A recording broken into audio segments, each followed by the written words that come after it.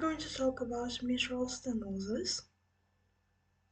We will cover etiology, classification, pathophysiology, clinical symptoms and exam findings, diagnosis and treatments. First of all, the heart has four chambers: the left atrium, right ventricle, and the left ventricle. We have tricuspid valve located between right atrium and the right ventricle, left ventricle and the right atrium including mitral valve between them. We have the aortic valve located between left ventricle and the aorta, pulmonic valve between right ventricle and the pulmonary artery. So first of all, this oxygenated blood comes from superior vena cava and inferior vena cava, pouring into the right atrium. From there it passes to the right ventricle through tricuspid valve, then it goes to the pulmonary artery through the pulmonic valve, going to the lungs where it gets oxygenated, and then it comes back into the heart through the pulmonary veins, pouring into the left atrium, from the left atrium into the left ventricle through the mitral valve, and then it goes to the aorta through the aortic valve, and it passes to the tissues and the organs in our body, and they get oxygenated blood, and they drop, or organs and tissues in the body, they drop this oxygenated blood and it passes to the venous system, and the cycle repeats itself. Mitral stenosis, it means that the mitral valve cannot open as it should be during diastole. And for the etiology, we will see it right now. So the etiology, it most commonly occur due to rheumatic fever. It can be happening due to calcification of the mitral valve annulus. This can happen due to autoimmune diseases like systemic lupus, rheumatoid arthritis. It can be due to congenital pathology.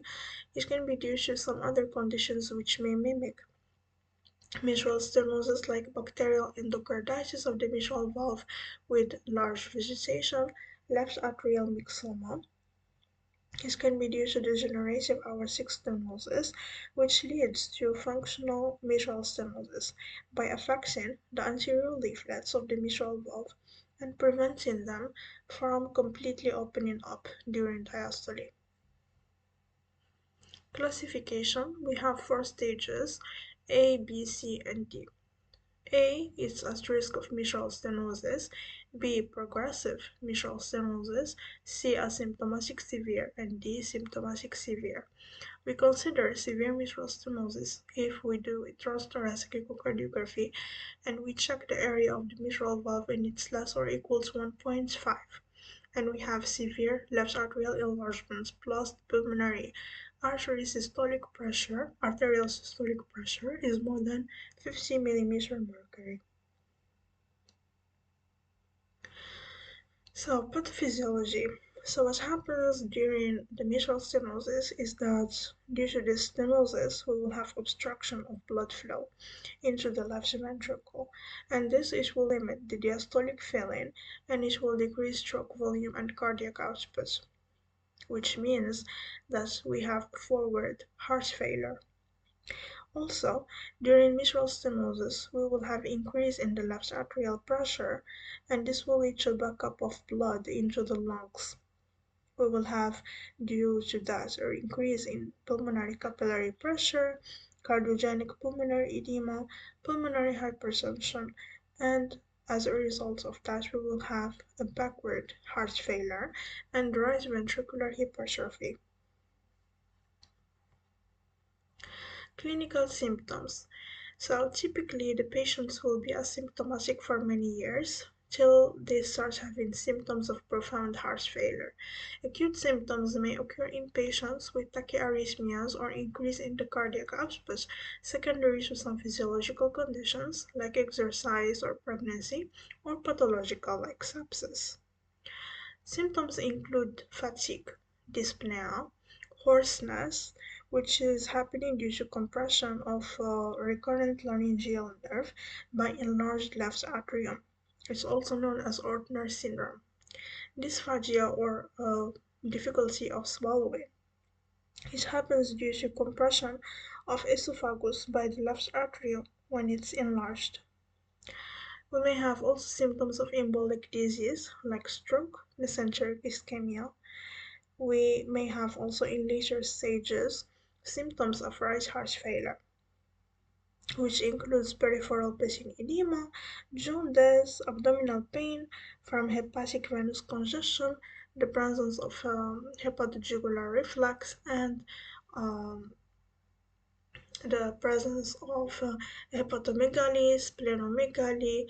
Due to portal hypertension, we will have ascites, and it's called also cardiac cirrhosis, basically. Also, we will have other symptoms including paroxysmal nocturnal dyspnea, which means nocturnal bouts of coughing and acute shortness of breath resulting from a patient lying down in supine position, which increases the pulmonary venous congestion. We have also orthopnea, which is shortness of breath which occurs upon lying down, and it's relieved by the patient sitting up. Plus the left ventricular failure symptoms, hemoptysis as well as can be. Examination findings. Examination findings include mitral facies, which is basically a mauve discoloration of the face of the cheeks due to decrease in the cardiac output and systemic vasoconstriction. Sequela of embolic disease like focal neurological deficits, cool and cyanotic extremities, irregular heart rhythm due to atrial fibrillation, which is very common as a symptom or as a consequence actually of mitral stenosis, right heart failure symptoms, and auscultation will have a diastolic murmur at the apex with an opening snap which is high frequency heard after S2, which occurs when the mitral leaflet's motion suddenly stops during diastole. We will have loud S1 as well. Diagnosis.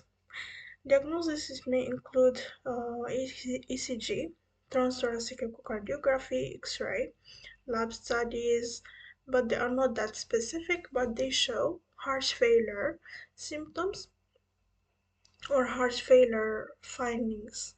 For example, like during the lab studies, we may check for antipro BNP. It's mainly increased because of the chronic heart failure developing. Um, so for the lab studies, we have to check also CBC. In CBC, it may show as leukocytosis, and leukocytosis can be present in case of infection or inflammation. Basal metabolic panel is may show the evidence of renal impairments because chronic kidney disease is associated with increased incidence of valve calcifications. We can check liver tests, which may show elevations secondary to congestive hepatopathy, which is cardiac cirrhosis. C-reactive protein, again suggesting inflammation in rheumatic heart disease, for example, or if there is infective endocarditis or any other pathology, we have to keep checking everything in general, even though they are not specific. For transthoracic echocardiography, as I said before, we check for the mitral valve area. If it's less than 1.5, it can be considered moderate till severe in general. We can check the leaflets of the valve, presence of thickening, presence of calcification, and commissural fusion. We can check also in transthoracic echocardiography mean diastolic pressure gradients across the mitral valve, which means basically pressure difference between left atrium and the left ventricle. We may also see some secondary cardiac changes like right ventricular hypertrophy, left atrial enlargements, evidence of pulmonary hypertension like tricuspid regurgitation. On ECG, usually it's normal, but if we have atrial fibrillation, we will see the presence of F waves. Left atrial enlargements can be manifested on ECG as a P mitrale, or biphasic P wave. We can also see signs of right ventricular hypertrophy, like right axis deviation and dominant R wave in V1. Chest X-ray can show us the presence of pulmonary edema. It can show us also presence of left atrial enlargement or the presence of right ventricular enlargements. For additional examinations, we can use transesophageal echocardiography, which is basically used either that the transthoracic echocardiography wasn't giving us a specific findings, or it was difficulty in doing it, like difficulty of imaging, or especially also we can use this prior to intervention if we suspect the presence of an intracardiac thrombus. We can use also stress testing when we see that the patients have symptoms who are not correlating with transthoracic echo findings. Cardiac catheterization, which can be used also if other conditions like pulmonary hypertension, pulmonary disease, diastolic dysfunction are also present in the patients, and they make the staging of the mitral valve stenosis unclear.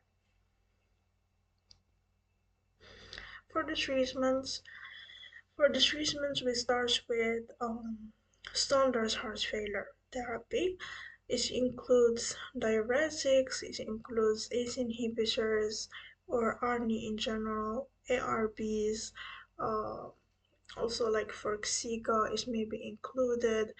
Uh, we can also treat atrial fibrillation by heart rhythm control and heart rate control, plus anticoagulation therapy. I have another video on atrial fibrillation. You can check it when we have their treatments in the cells. Serial transthoracic examination. Transthoracic echocardiography examinations to monitor the severity and the need for surgical prevention. Also, for the treatments I forgot here to mention, we can use nitrates to decrease the pulmonary congestion, but we have to use them with caution because vasodilators may precipitate hypotension in patients with mitral stenosis. Patients with acute or recurrent traumatic fever with cardiac involvement, they need a long-term daily anti-streptococcal prophylaxis. For infective endocarditis, especially if the patient has already been affected with infective endocarditis, we need a prophylaxis prior to procedures with increased risk of bacteremia, like dental procedures. Then we have also surgery. Surgery in severe or symptomatic mitral stenosis is considered or is recommended. We have two types, either a percutaneous mitral valve valvuloplasty or an open commissurotomy and mitral valve replacement. The mitral valve replacement can be either by bioprosthetic valve or mechanical valve replacement. We have to do that depending on each patient and the risk of thromboembolism and stroke, because the bioprosthetic valve, they are associated with decreased risk of thromboembolism, while the mechanical valves, they are associated with higher risk, and they also require long-term anticoagulant therapy, while for the bioprosthetic valves it's just for a short period of time after the surgery, like 3 to 6 months. But also, as I said, it depends on each patient. It depends on each patient's risk of thromboembolism and stroke. Sometimes we continue giving the anticoagulation therapy. Now to complications. Complications of mitral stenosis include atrial fibrillation with thromboembolism risk, with stroke, progressive congestion of the lungs, pulmonary edema, and pulmonary hypertension, which leads eventually to right heart failure, congestive heart failure in general, and enlarged left atrium, which can lead to esophageal compression and dysphagia, recurrent laryngeal nerve palsy. And that's all for today. Thank you. I hope you like this lecture.